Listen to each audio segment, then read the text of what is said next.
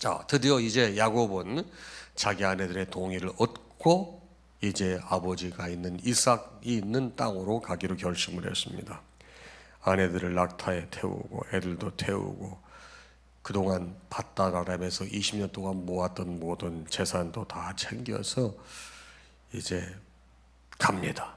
근데 그때가 어떤 때냐면 양의 털을 깎을 때이기 때문에 그때는 남자들이 거의 집에 없어요. 다 이제 들러 나가는데 그때를 디데이로 해서 이제 아버지인 바로 이 라반 이야기하지 않고 또 그 가정의 속옷신인 드라빔을 훔쳐서 조용히 떠났습니다. 야곱과 그의 일행이 바로 유브라데스 강을 건너서 길르앗 상을 향해서 계속 가다가 한 사흘기쯤 갔을 때에 바로 그때 라반의 귀에 야곱과 자기의 딸들과 손주들과 다 출발했다는 얘기를 듣습니다. 라반이 얼마나 분이 나는지 군대를 이끌고 7일 길을 쫓아가서 그들이 있는 곳을 갔습니다. 아주 분이 가득 차 있는데 그날 밤 하나님께서 라반에게 나타나요. 뭐라고 말씀하시는 거? 너는 삼가 야곱에게 옳고 그른 말 하지 마라. 드디어 이제 라반이 야곱을 만납니다. 어떻게 네가 나를 속이고 내 딸들을 거의 포로 수준으로 해서 끌고 갔느냐? 네가 어떻게 나한테 이럴 수 있어? 네가 간다고 그러면 내가 즐거움, 노래, 북, 수금으로 잔치를 벌리고 너를 기쁜 마음으로 보내주었을 텐데 있을 수도 없어. 이거는 내 딸들과 내 손주들에게 입맞춤도 하지 못하게 하고 이건 네가 너무 어리석다 그랬어요.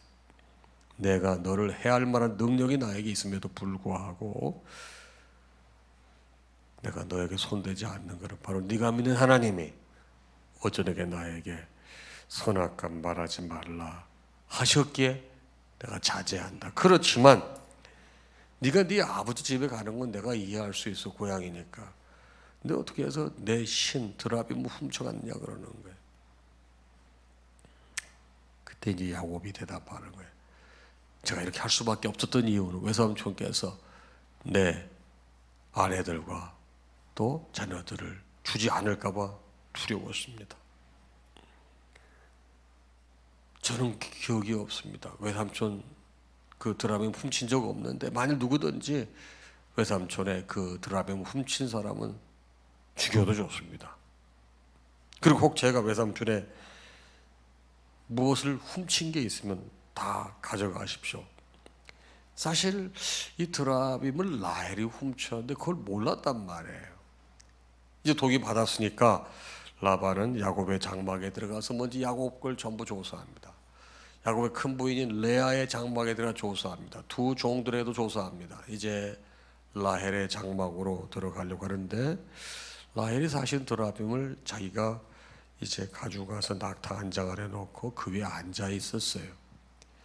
다 찾아봐도 없습니다. 라헬에게 다가옵니다. 그때 라헬이 아버지에게 말합니다. 제가 지금 이 생리가 있어서 일어날 수 없어 아버지를 이렇게 예의를 갖추고 모실 수가 없습니다. 죄송합니다.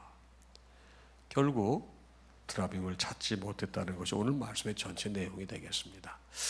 자, 오늘 그럼 이 말씀은 여러분과 저에게 어떤 영적인 깨달음을 줄까요? 먼저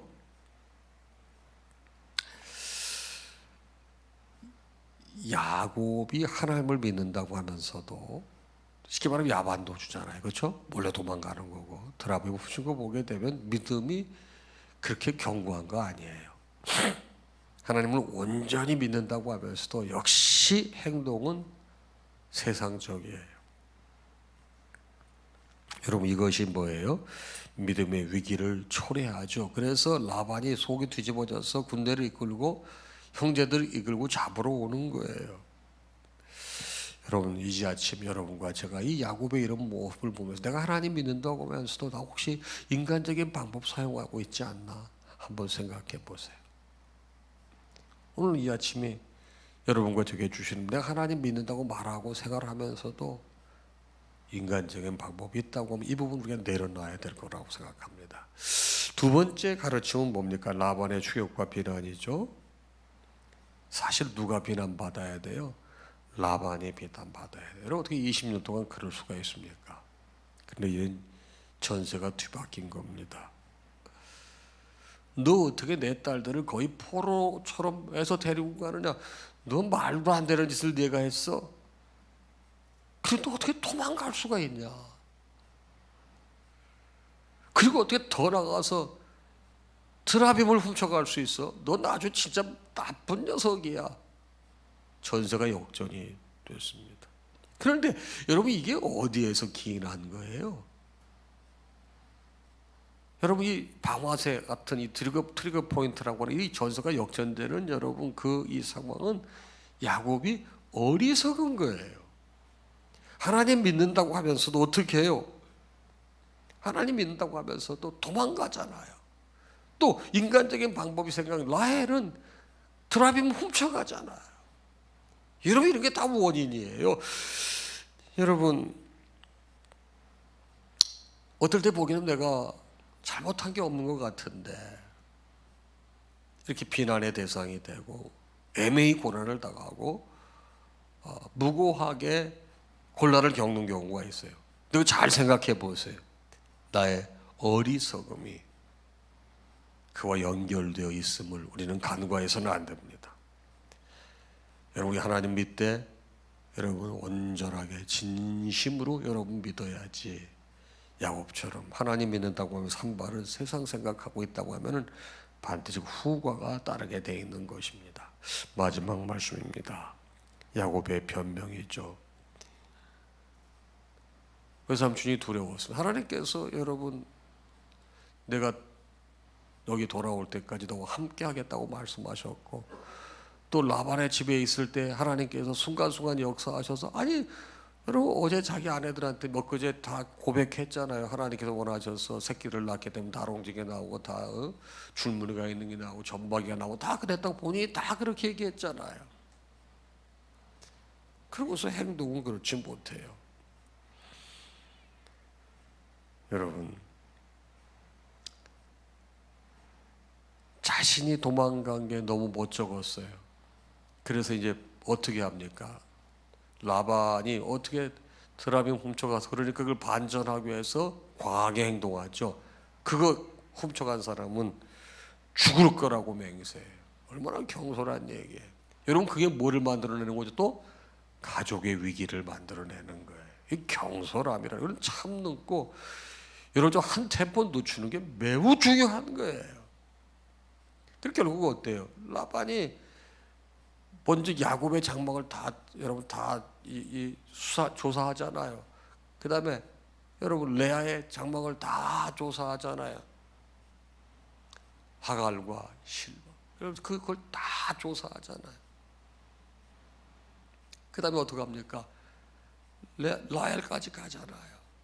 만약에 여러분 그게 발견됐으면 어떻게 하겠어요? 누가 지켜주시는 거예요? 하나님이 지켜주시는 거예요. 나의 잘못과 실수가 있게 될 때 그 솔직하게 인정하고 나가면 하나님께서 함께 하시기에 또 거기에 그때는 불편하고 어렵지만 후과가 없어요. 하나님이 함께 하시는 거는. 나의 어리석음과 경솔함 속에서도 큰 어려움이 있었지만 하나님께서는 또 그 가정을 지켜주셨어요. 우리도 살면서 나의 어리석음 때문에 겪는 우리 집안의 일들이 왜 없겠습니까? 그럼에도 불구하고 하나님께서 여기까지 인도해 주셨어요. 그 하나님 우리가 감사함을 잊어서는 안 되겠습니다. 아침에 기도 제목입니다. 내가 하나님 믿는다고 하면 온전히 믿지 못해요. 그래서 세상을 의지하려고 하는 연약함이 나에게 있어요. 하나님 저를 긍휼히 여겨달라고. 주님 의지한다고 하면 세상을 동시에 의식하는 이 연약함 하나님 불쌍히 여겨주세요. 이거 기도하시기 바랍니다. 두 번째는 뭡니까? 바로 내가 잘못해서 나의 여러분 지혜롭지 못함 때문에 여러분 비난받기도 하고 애매히 고난당할 수도 있을 터인데 그런 상황에서도 주님께서 나를 지켜주심에 감사.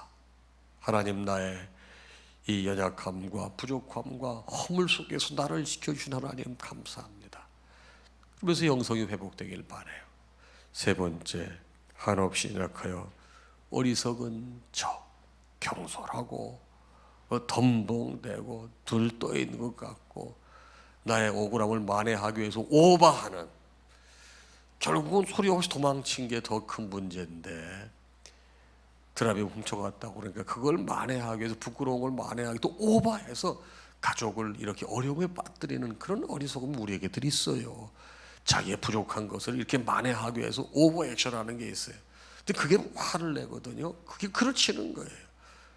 그때 그럼에도 불구하고 나를 지켜주신 하나님, 그분께 감사함으로 오늘 아침에 감사의 영이 더욱더 회복이 돼서 주님의 기쁨이 되시기를 주의 이름으로 축복합니다.